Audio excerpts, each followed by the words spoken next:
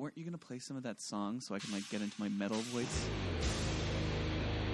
Oh, my God. That is intense. Welcome! Are you ready to rock? At Best Concordia. Hey, everybody. Welcome back to Best Concordia. I'm Johnny B, and with me, as always, here in the Ethnography Lab are my fabulous producers, Anne-Marie Turcotte and Kris Millett. Hey, guys. Hello. And we are super jazzed about this week's episode, which we are calling The Total Package, because this week we are talking about creating a work that is a total work, a sort of Gesamtkunstwerk, which is a Wagnerian term, which means a total work of art. Huh? Yeah? Haven't heard that one before? Well, let me tell you. A total work of art, which I love because my background is in theater and performance, which I know you could never have guessed. And I am always trying to find ways to blur the lines between academics and artistic practice. And happily for me, both of my guests this week, Adam Van Sertima and Claude Leduc, spoke to this in their respective interviews. I sat down with Claude first, a sociology master's student here at Concordia, to start off talking to him about his true passion, metal.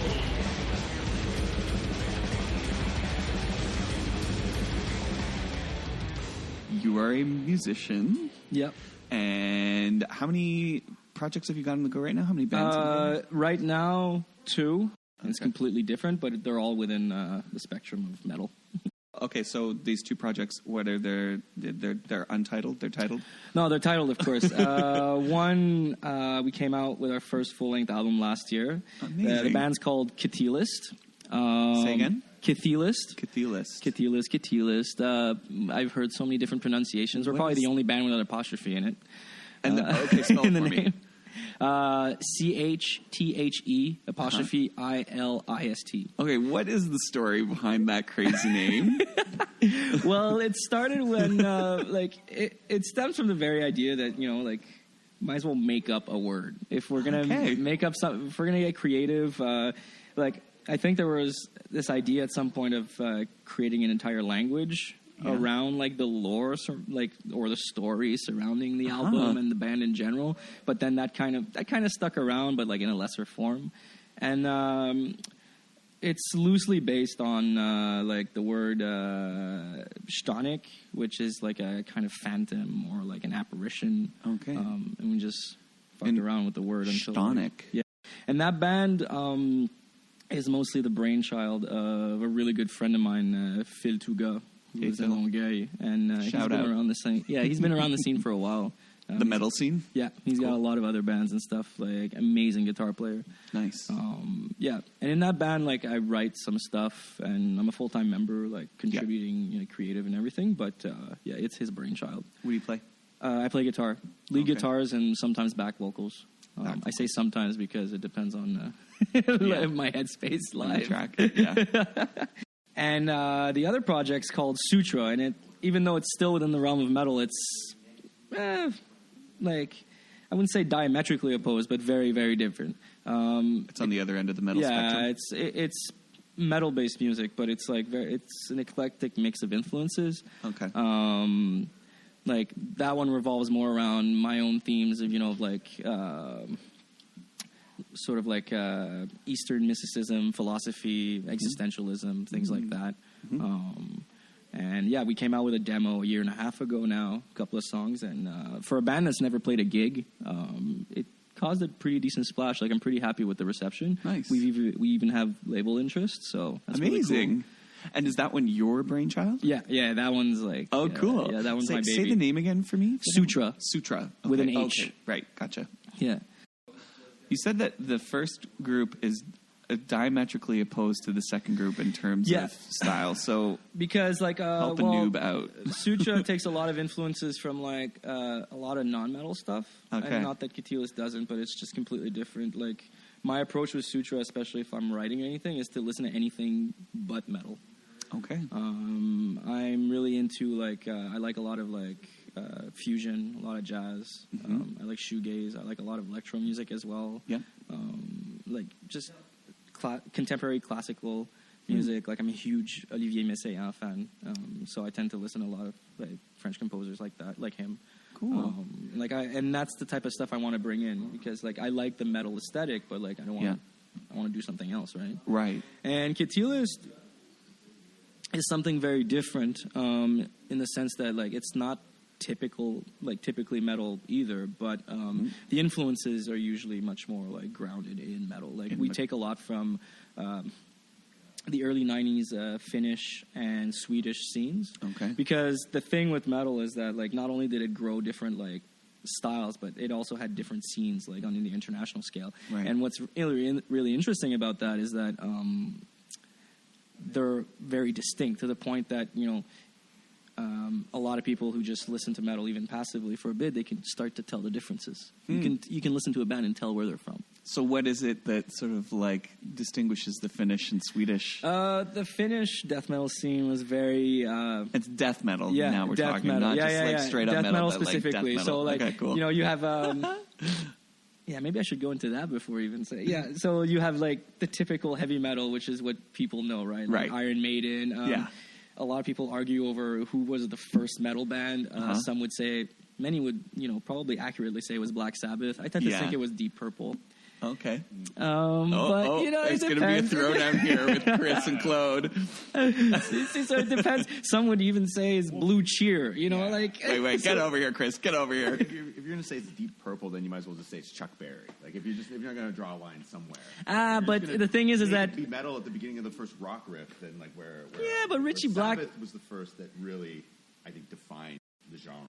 Aesthetically and but your Chuck Berry reference though applies probably even more to Sabbath than it does to Deep Purple, because Deep Purple was like Richie Blackmore, especially his lead playing and the way he wrote riffs and stuff. Like I thought it was grounded more in like the neoclassical approach than it was in the blues approach. Whereas Black Sabbath, Tony Iommi's like a blues player who decided to downtune his guitar and like play slower. So I'm not going to win this. That's good. I'm glad you're sitting so close to me, Kris, because I want you to chime in. But anyway, so you have like the heavy metal, which is more like, you know, standard, like straight beat, like riffs, you know, like very guitar accentuated. You got like loud solos, and you have like usually a very like powerful singer at the forefront, right? Like usually like with this strong falsetto and like singing high notes and stuff like that. So that's, I think... Like, that's the one we're familiar with. And even from that, there were derivatives, right? Like, you know, there was glam and hair metal, so like Motley Crue, for example. Sure, And then there was thrash metal that grew out of that as well, which had brought in some of, like, the more, like, punk attitude to it. Yeah. Except, you know, increased the tempo by 4 billion times. And, like, you know, like Metallica qualifies as thrash. Oh, like, really? And, yeah, but to anyone who's a thrash lover, it's like, oh, don't talk to me about Metallica. Right. So, and then stuff, thrash you know, snobs. Stuff grew out of that. You know, things just got more intense. Like, you had black metal, you had death metal, you have sludge, you have doom, you have... Sludge and doom? What? You have stoner doom, you have, like, so many things. I mean... I love it. Yeah, it's a big thing in high school, and then everyone kind of outgrows these categories, and it's like you use them as general, like, indicators of, oh, you might dig this because they sound like that, or they sound like this, but and then there's even technical death metal, which puts an aspect on like the musicianship specifically. So so it goes everywhere. But to answer your original question, John, what was specific about the Finnish and Swedish scenes was first of all the sound, like the type of distortion that was used, like the way the guitars were mixed in. I find especially with the Swedish sound, you had a very strong like crunch on the guitar, almost a bit of a fuzz going. And like the vocals are almost in the back compared to the rest of the guitars. And the Finnish bands were usually really just out there and very dark. Like ridiculously large intervals on guitar that you just not used to hearing anywhere else. Not as big of an aspect on like playing super fast or things like that. It was just very alien sounding. Cool. And Chthe'ilist takes a page out of that book. Right. Like a lot of the riffs we do, like they're groovy and they bounce around, but like they're off kilter. Like time changes galore everywhere. Like our drummer, who's freaking amazing, by the way. What's your drummer? His name's Philippe Boucher. He's an awesome guy. Like, even better person than he is a drummer, and that's saying something. But yeah, like he tends to add stuff and improvise a bit all over the place live sometimes. Cool. So it's like, the set's like 80% there, but like it's never exactly the same thing. So that's part of the vibe of the band too. And we've been drawing decent crowds at our shows lately, so it's fun.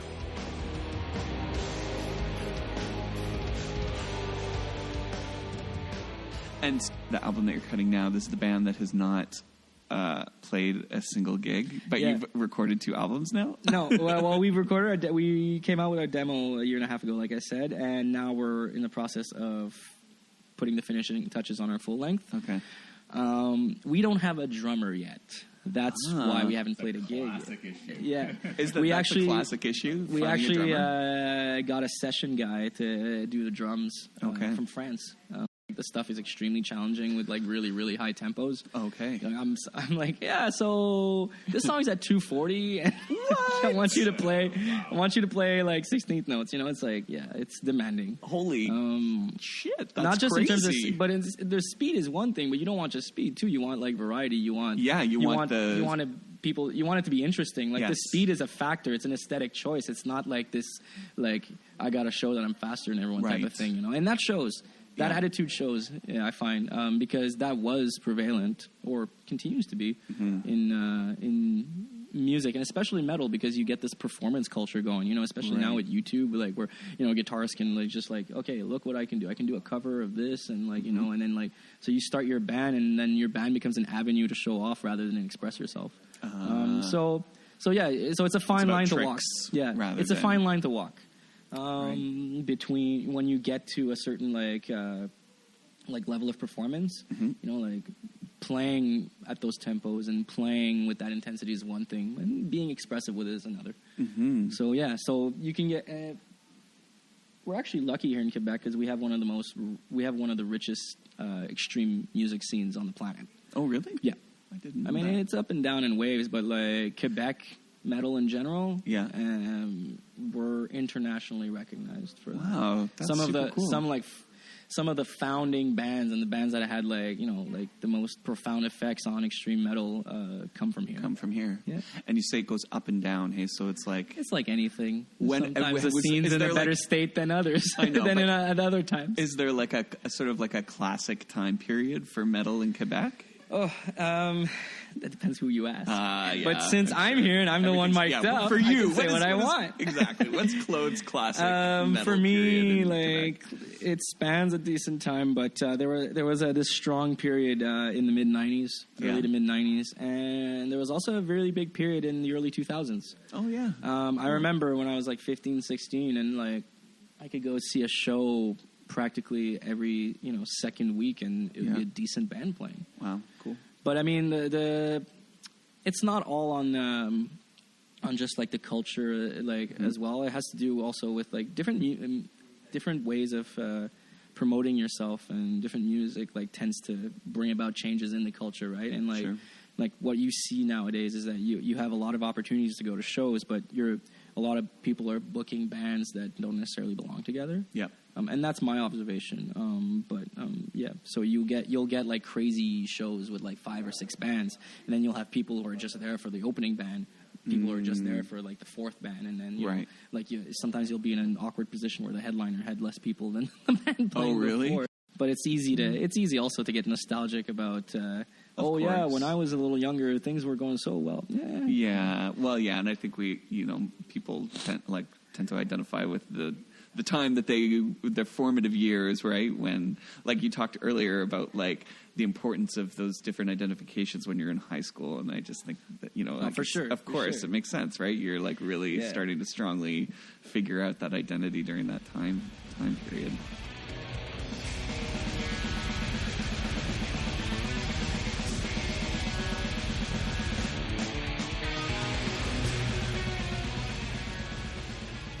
Well, and then when you're recording an album, when you're putting something together, are you thinking in terms of how does that, tell me a little bit about your process putting an album together, because I'm curious about, you're thinking not just in terms of singles, but you're thinking about sort of like the piece as a whole, the album as a whole, I would imagine.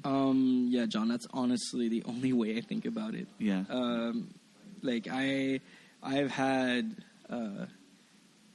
sort of like anxiety figuring out what order do I want these songs to be in. You know, it's I think of to me, the album is extremely important. Yeah. The way, like the art, I mean, we invest a lot of money in artwork. We get a commission to someone to do like a painting for it. Like you really want the way you pay for the layout afterwards, you know, with like a graphic artist, like you want this to come together as a complete package.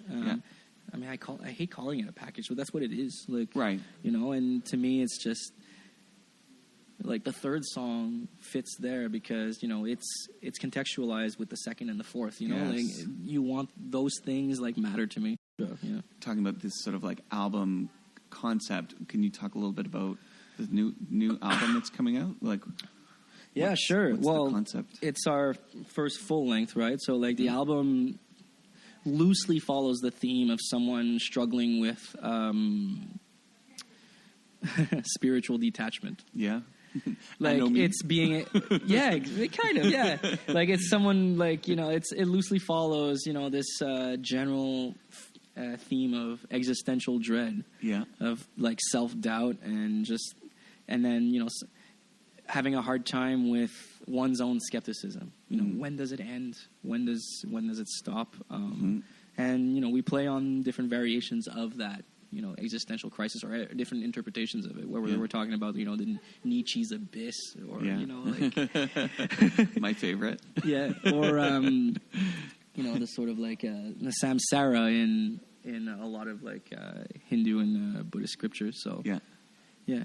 And the funny thing is that, you know, I have a very North Americanized take on like Eastern thinking and Eastern thought in general. And like, I mean, like I educate myself not to counteract that, just to see like, you know, to take my knowledge of these things further. But like it's this general thinking, this general idea about, you know, science, spirituality, and things like that is kind of what guides the lyrical themes and even the aesthetic themes of the album as well, in terms of like where we go, the song titles, like what we want as far as artwork and things like that.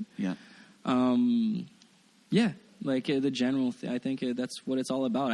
And there's some sci-fi stuff. Basically all the stuff I love and that I'm interested in, I just pack it into this thing and make something out of it. And it comes out looking like this chimera of different influences, but but there's cohesion there, and it's like that's the idea. The idea is to bring it is to show how all these things tie together, and that doesn't matter. You're good.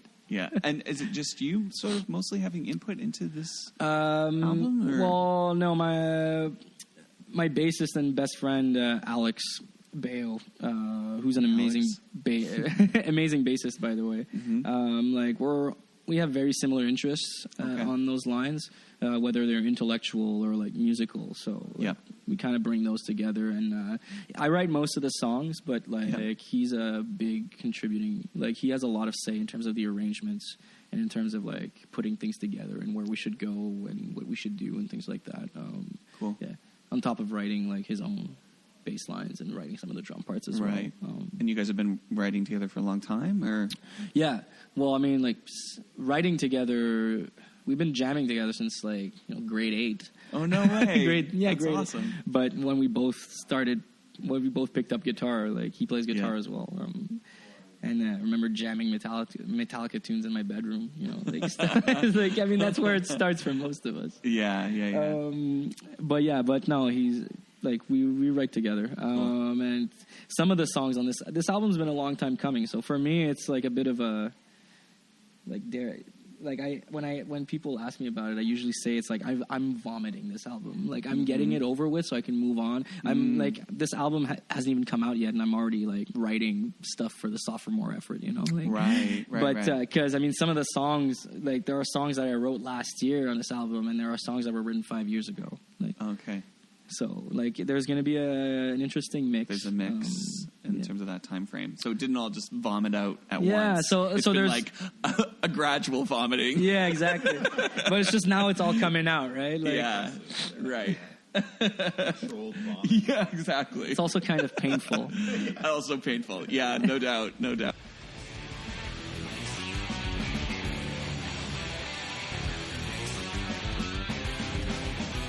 you're also a master's student here at Concordia University. We're going to switch gears a little bit because we talked about, I think now the stuff I'm uncomfortable about. I think it's a good time. No, I think it's a good time because we talked a little bit about the theme of this album, and I brought up Anomi because I know that that's one of the sort of ideas that you're playing with, and that's Durkheim, is that right? Yeah. Yeah. Okay. I'm like such a sham sociologist. I'm like, who said that again? Like it's such bullshit. We are all imposter syndrome. Yeah. No, but I did not study sociology in my undergrad, so I'm always like, who said that thing again?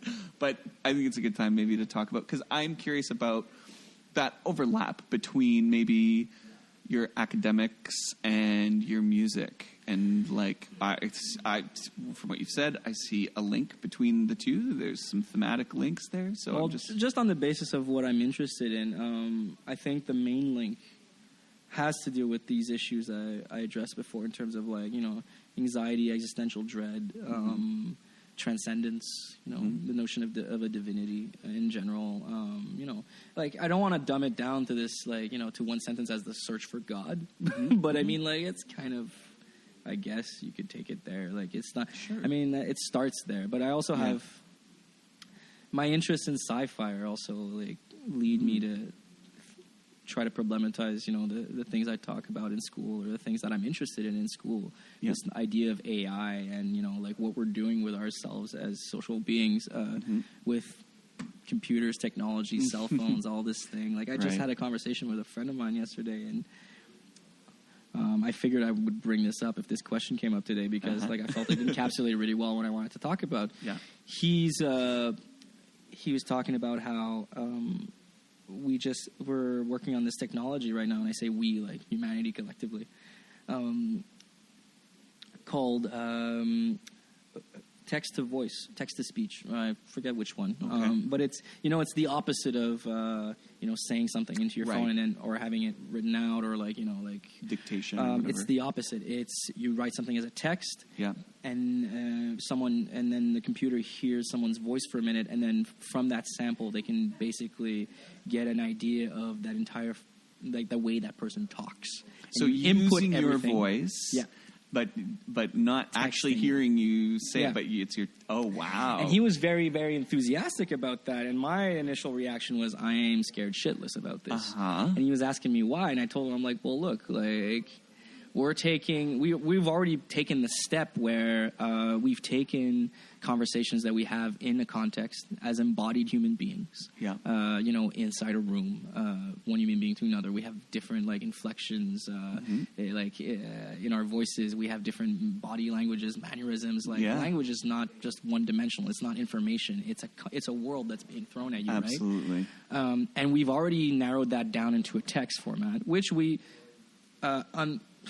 on a certain, I guess, unconscious level, we already try to compensate for with emojis and new different acronyms, which we use sort of very loosely. I mean, when I use LOL, I'm not actually LOLing half the time. It means I'm not serious, or hi, it's a joke, I'm being sarcastic. It's to contextualize. It conveys different things, but we're narrowing these down.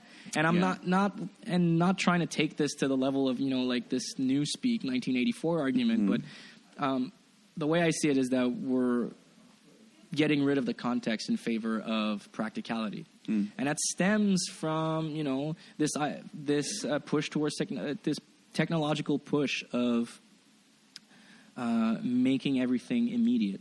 But when we're doing that, we're collapsing space, we're collapsing time, we're collapsing the world in general and turning it into nothing but pure information. And now what we want to do is we want to bring that back, but start from the disembodied source of information rather than actually just recognize, no, this is we usurped our entire world into a means to communicate. Yeah. Now we're going to take that means to communicate to reconstruct our reality. That doesn't work for me. And to me, what's the practical use of that technology though, of the text to voice?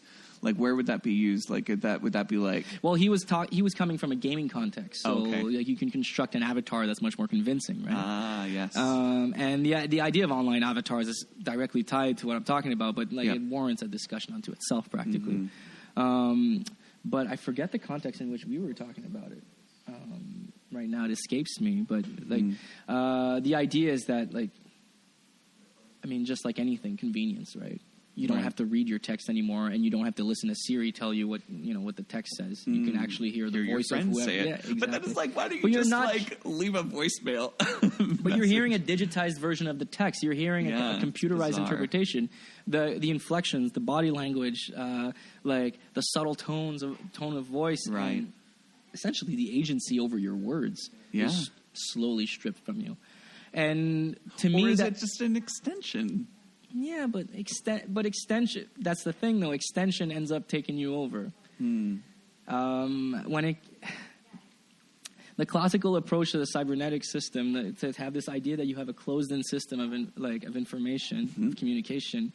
The idea of a closed-in system in general, treats every outside piece as noise or as chaos, something that is beyond the system.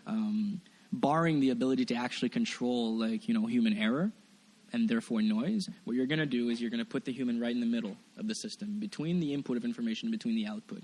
Essentially, and you're saying, the human being can still do what they want in the middle. Yeah, but they have no say over what goes in and what goes out. All they do is that they have this mechanical... So it ties into critical theory as well. And, it's easy to get apocalyptic, and that's not what I'm trying to do when I'm talking about these things. But... that's what I'm interested in when it comes to our use of technology. There is no single piece of technology that is merely an object. Everything we've produced has been produced and is packed full of meaning that and the way we see ourselves, the way we see the world, what we want from the world, that's packed into a piece of technology. But that thing feeds back into us what the world should be like. And I feel in this age of big data and talking about social media and I feel like we're still kind of using the same tools as ethnographists, sociologists, anthropologists, philosophers even. We're still using very similar tools to talk about the way technology affects us. And I'm like, no, we need to revamp those things too.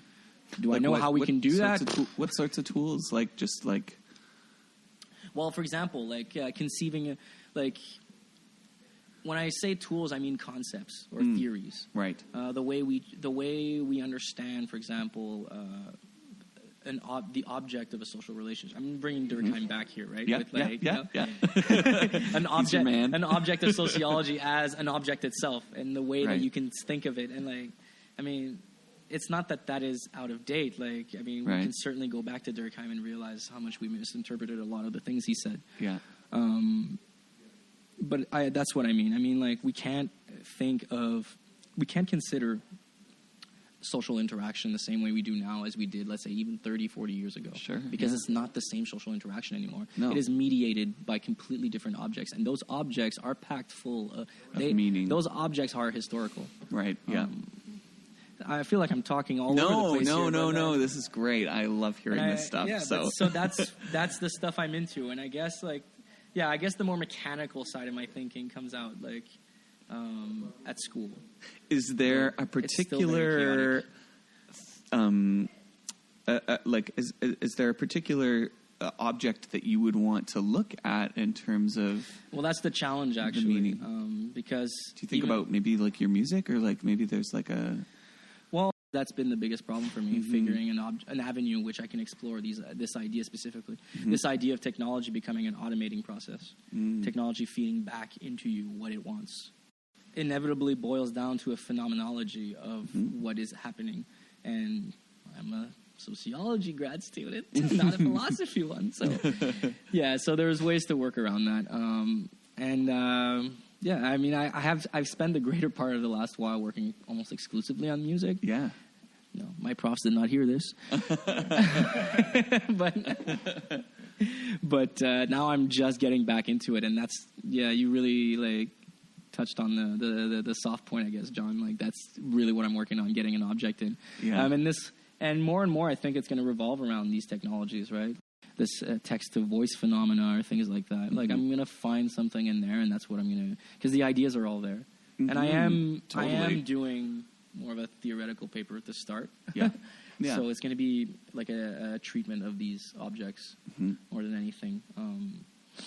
I don't know. My gut tells me that there's a link between all of these things that we've talked about today, that there's something in your music that there's like a gap to bridge there. I don't know. For sure, probably. I would probably. I mean, maybe your instincts ring true, and I have to think about it some more. Yeah, but it's just I've always had my heart broken, or like when I started thinking more academically about art stuff. I always reached a point where I was just like, no, like I'm missing the point of the art itself. Yeah. So generally speaking, my intuition or my impulse is to keep those two things separate, which I think, inevitably does violence to either or.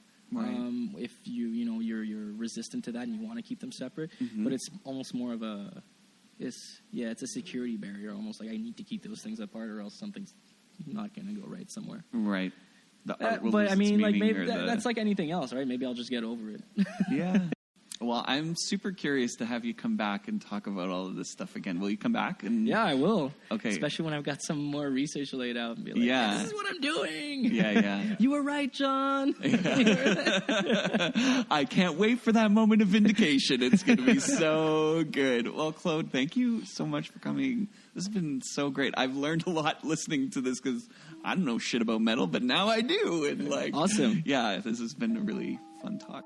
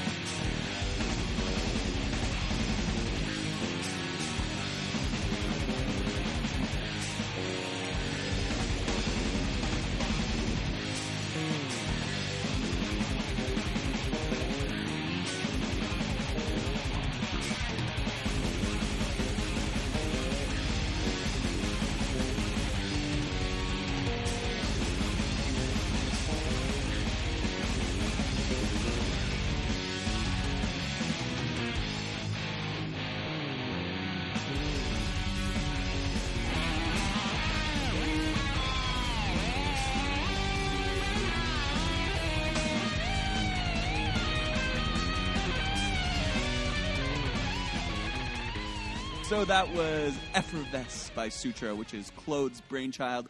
And this is the first cut off their new LP, which will be coming out soon. Links to their stuff will be on our Best Concordia page, as well as our Best Concordia YouTube playlist. So make sure you check that out and keep an eye out for that upcoming LP.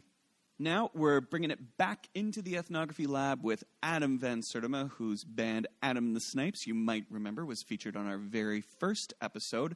Now, I had a chance to sit down and talk to Adam about the Ethno Lab and the famous wooden table that the Creative Reuse Research Group built, which coincidentally contains some heavy metal. Yeah, I had to go back for some more puns. You know me. The groans.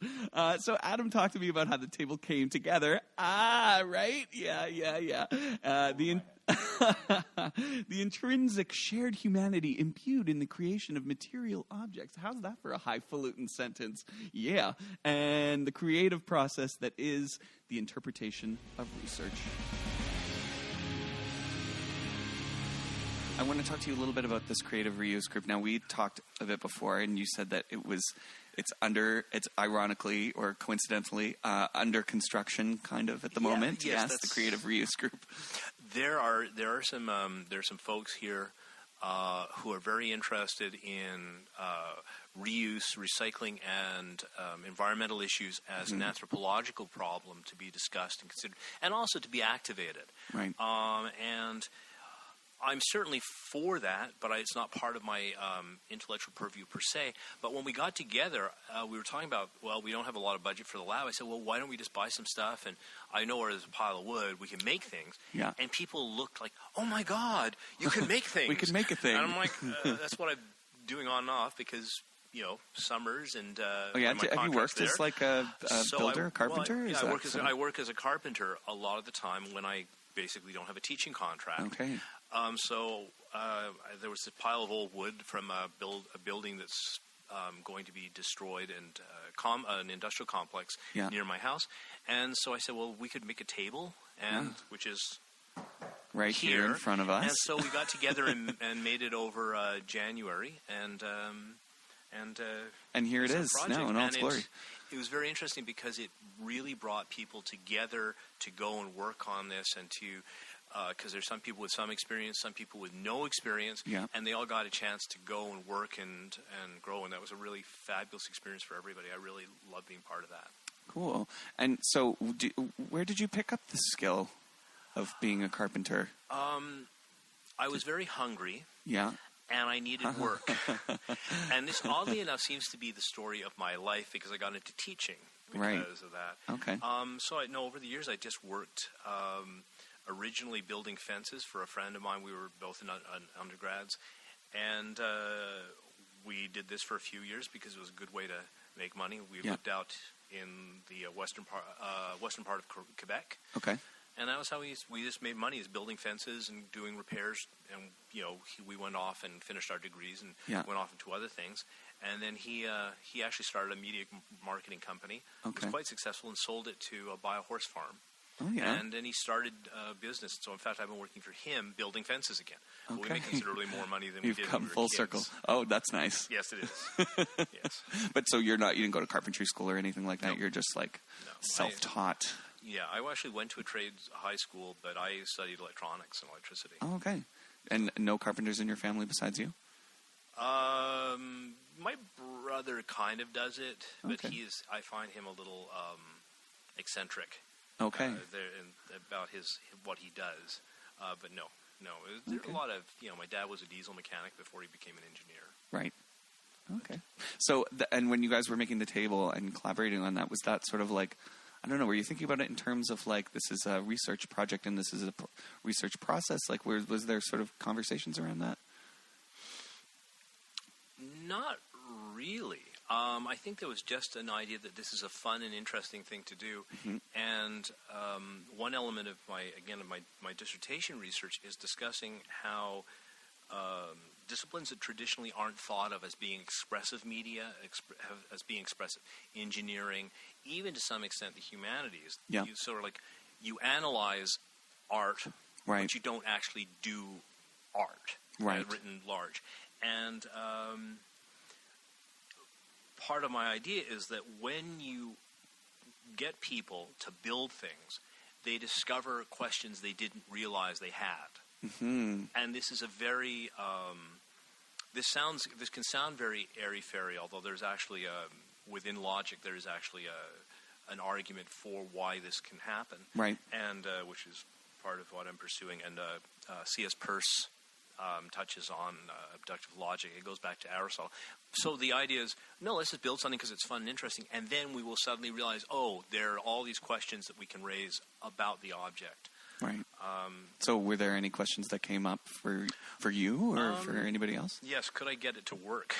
Because right. I've never done this. I've never run a workshop for a group of people who have not done carpentry, and so I felt I proposed this and then found myself terrified to realize, I had to follow through. But for myself, I think that there's a lot to be thought about the concept of boundary objects, which are objects which have meaning to people of different backgrounds or perspectives, but it gives a touch point where they can overlap and share, even though it doesn't necessarily mean the same thing to one group as to another. Okay. So in the context of the table, explain. In this case, for me, it was a teaching experience, a chance to get people to do things that they hadn't done before. Right. I've lived around tools all my life, and when somebody said, "What's this?" "Oh, it's a drill. What do you do with it?" It was astounding to me but I realized, no, if somebody's never encountered this, how would they know? Yeah. And so now we have people who do things like that. We have people who are terrified to use the large planing and shaping machines that form the old wood that I that bought. would be me. I would be terrified. And they got up and they did it. And so cool. And so now all of a sudden said, hey, this is not an impossibility. It's something I can do. It's available. And I think that changes personally. Right. Intellectually, I think it's interesting. There's some stuff that's relevant to me is the notion of joint attention. Because I'm interested in the issues of theory of mind. Right. And joint attention is very critical when you're building things, especially when you're, say, taking an 8-foot heavy board and planing it across this sharp spinning object, which is carving off the wood. Yeah. So you have to be very focused on it and very aware of what the other person's focus is. Right. This is a very obvious thing to us, but explaining how it happens and how we are aware that it happens is actually still a mystery. It's still not. It's black boxed by most psychology. Yes, and so, because it's felt, right? It's like embodied. It's not necessarily a thing that you can articulate. It's like we're moving a table, but when we somehow know what little movements mean, and we can interpret those things. I think that's really it's cool. remarkable that humans do it and other living creatures do it. Getting machines to do it is extremely difficult, and it's pretty clear that our concepts of how a machine does this, a robot, is not the same way a human being does it, or presumably other animals. There's a missing component there. And explaining that, however, is very critical to explaining who we are. Right. And our place in it. I think it has very big ramifications on our place in the universe. Yes. At a very fundamental level, because modern physics, despite its tremendous successes for explaining so many phenomena, it can't explain this. Right. It simply says it ranges from we can't explain it to it isn't there. You're imagining your own awareness. Which I'm willing to say no. I'm going to go with I am, and you are aware. Yes. But again, there's a joint attention issue with the fact that we're having this conversation. Right. It is sort of weirdly mediated because we've got microphones in our faces. Mm-hmm. And we're sort of aware that there's a bit of a performance here. Right, yeah. So my own dissertation work is actually trying to talk about that awareness without directly doing it through linguistics, but through physical play. Right, and you are specifically looking at the game of tug of war. Yes. Which I think is so neat. So 2 people or more on a rope, pulling both sides of the rope. And so tell me a little bit more about that. Again, when tag first came up, there was some real discussions about what they were doing. There's a lot of discussion what it meant to play. Mm-hmm. And perhaps naively, I went to the dollar store, bought a whole bunch of junk, basically toys and things, and I brought them. And I pulled out this rope, and people looked at me like, oh my God, what's he going to do with the rope? And I just suggested, well, let's play tug of war, because we were talking about how the things like the Wii, which are a cordless simulacrum of wait. play. Who now? It simulates the thing. It simulates doing something. When you wave the Wii controller, you're like you're trying to chop with a sword, or you're firing a gun, or something. Or playing a tennis racket. It's simulating. It's not actually. You're not actually doing it. Right. And I thought, well, could we do tug of war? Would that be more or less useful? Would it be interesting? And so this kind of stuck with me. And when it came time to do my dissertation, I thought, well, this is a really fun thing to play with. And I built a tug of war controller purely because I could. Okay. I built that with a couple of friends of mine, Leif Pensendorfer, who's a communications MA, graduated, and Dr. Amanda Williams, who came here as a postdoc. And we built this thing, and as part of the Bizarro Game Controllers workshops back in 2011, 2012. Okay. And we used it as a controller, and it was just weird because it was really heavy. We used a fish scale, so you physically had to really pull on it to make it work, as opposed to things which are very light. Yeah. And also, you don't have to talk about it. You can do it as a bodily experience. But right.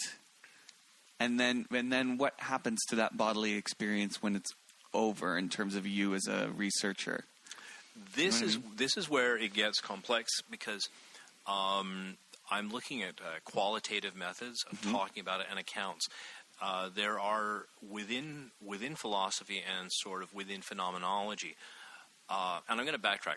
Okay. When we're talking about phenomenology, it's not simply observing what's going on around you. It is trying to infer from the fact that you're having experience. It is making a statement about the fundamental nature of being. Okay. So you're and people say, well, you have to measure it. If you don't know what you're measuring, if you can't conceptualize what you're measuring, you're not measuring anything. You can't measure it. Yeah, you're just making up numbers. Right. So you have to start there. And for us as human beings, that seems to be our primary way that we learn things is through this experience. Yes. So there has been approaches taken in philosophy to try and rigorously describe our own experiences in a way that reveals something. It's a very slow process to do this, partially because so much of it is invisible. Our senses work very well. Believe it or not, we generally don't. When you think about the billions of people that walk the earth today, they don't generally walk into walls all the time. We don't not identify things. Well, I mean, sometimes. Well, yeah, tell me about it. But the point is, most of the time, our senses really seem to work very well, so they're almost invisible, and that's part of the problem. We're not aware of it, so we make assumptions because it doesn't matter. You don't need to theorize your movements. You just move. Yes. But, hey, we're academics, so we got to theorize stuff. We got to say, why is this thing which nobody questions? Why are we? Let's problematize it. Let's make it a question. Right. Because it says something about who we are. It says something about the universe we live in. It has huge. All our relationships literally all our relationships are based on the assumptions of mind and connections, interactivity between people. Right. You eliminate that, you virtually eliminate humanity. Right. So it might be better if we knew what we were doing when we start making assumption, because we sort of assume that whenever we do social sciences or humanities, we're assuming what people know. We're assuming from our own experience how people act. Yeah. And, most of the time we're actually pretty good at it because we're good at reading other people. Right. But I think it's those border areas that are interesting to me. Mm-hmm. I love it. I love that it's such a simple thing. Like tug of war can reveal so many complex and possibly profound things about who we are. I think that's really beautifully elegant, simple idea. So good for you. That's awesome. Well, I'm very pleased that you say that. Now, if my committee says that in about 3 years, I'll be very happy. I'll write you a letter. Thank you. To that effect. No, but so I know that you are a musician. You play music, and you seem like a very creative person. Do you think about research and your academics as a creative process or? Yes. Mm-hmm. I think it's always a creative process. I think some people are taught that it's not creative if you write. Yep. or if you produce something in a response. If you're an engineer, you're responding to usually a problem that's very clearly defined, usually by somebody else, and you're trying to find an answer to that. That is creative. Because if you're doing art, if you're a painter, because I did studio arts earlier on in my career, you're solving a problem. So how do I portray something? How do I put the paint on the paper? How do I sculpt something? How do I assemble it? How do I create this performance? So it's always a creative thing to any time you're thinking of something new. It's creative. Yeah. It doesn't have to involve paint. It doesn't have to involve theater, but it can. Yeah. And I think the important thing is that we have to be thinking, oh no, the written part of my work is not creative. No, it's extremely creative. Yes, absolutely. But it's different from the creation of, for instance, writing a song. Right. Or making a video game. Sure, yeah. But I wanted to hear you say that because I think sometimes too for people who are new in academia or young grad students or, even for myself, you sometimes don't think about your work in terms of it being a creative process. And I think for me it is, and I think it's important to sort of like to open that up and have that be a possibility for people, even in something like writing, right, where it seems like this is an academic pursuit or that there's not a sort of maybe obvious creative component at first glance, but that it is there embedded in the work. I love that. Absolutely, because the bottom line is we're doing research, which means we are finding something new. Right. If that is not creative, I don't know what is. Mm-hmm. And moreover, if you can say, no, my writing is completely uncreative, this was completely mechanical, you're probably not pursuing a question that's terribly interesting. Right. And in fact, most people they're told they're perhaps indicated they're not, but in fact they are doing something creative, they are doing something interesting, and that's what they should be looking for. Because that is why you do it. Yeah. Otherwise, geez. Invest in the stock market. Sit on the beach. Right. Don't think too hard. That's if you don't want to be creative. But so I think whether and again, writing is a creative process as much as anything else, and that includes academic writing, includes scientific writing. Yeah. You are coming up with something new. Right. And it's important to respect that in your own work, I think. Yeah, absolutely. And feel good about that. Yes, definitely.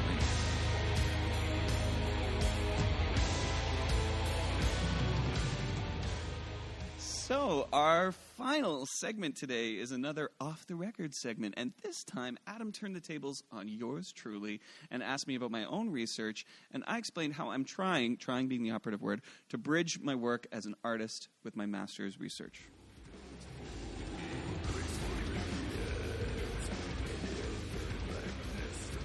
What's your MA on? What's your MA work? My MA, I guess I should maybe situate myself in all of this, hey? Yeah. My MA, so I used to be an actor in Toronto for 10 years before going back to school. And so my MA is about masculinity and body image. Specifically, I'm looking at guys who would be considered plus size. And who work in film and television, how they negotiate sort of their personal and professional identities when the industry that they work in can be really reductive about those identities, and that identity is continuously being imposed from without. So that's what do you do with that? How do you subvert that? What do you, how do you live with that? How do you, how do you reconcile that with your sort of personal everyday life? So it's sort of that blurring the line between personal and professional identities I'm interested in. And it's also a video project. So it's and I think I would call it ethnography. It is kind of an ethnography because, so it's a video project. It's a very small group, so 4 to 5 guys, and they're keeping video diaries. And so it's kind of, essentially it's 4 interviews where they keep a video diary and then send me the footage, and then I'm going to edit it into a short film. So that's sort of the fantastic weird project. Methodology. But I think I would call it, they're kind of mini ethnographies. Yes, in a way, I guess. What little I know about ethnography. Are you in cinema, or are you in or theater, or I trained in theater, but I did work in film and TV, especially commercials. I did tons of commercials for cars and beers and sports teams and other things. Probably I can't Oh, say. that was you spilling the beer. The Okay, lottery. fantastic. Selling people lottery tickets. Yeah, so and here you're in the sociology department? And here I'm in the sociology department. Okay. Yeah, it's a master's in sociology. Yeah. Okay, fantastic. So, yeah, and so the, like, documentary part is sort of just like a component. Like, it's just an addition to my my written components, like a companion piece, I guess. But well, that's fantastic. I think it's a really fabulous project. Really interesting to go. And I like the output of film. I think that's a very good way to deal with it because it is such a dynamic. The only thing better would be to do an improv piece for your defense with. Oh my God, that's a great idea. Stealing it. Oh, hey, thanks, Adam. Just say thanks, and thanks to Adam who thought of the idea. Well, that's it, everybody, for another episode of Best Concordia. Thank you so much for tuning in. We love you guys. It's great to have you with us here. Big thanks to our guests today, Adam Van Sertima, Claude Leduc, music by Claude's band, Sutra and Chthe'ilist. I hope I'm saying that right. And don't forget to like, comment, subscribe, follow us on Facebook, YouTube, Instagram, Twitter, and subscribe to us on iTunes. Thanks also to my fabulous producers, Anne-Marie Turcotte and Kris Millett, and a special thanks to the Ethnography Lab and the Speculative Life Research Cluster for hosting us.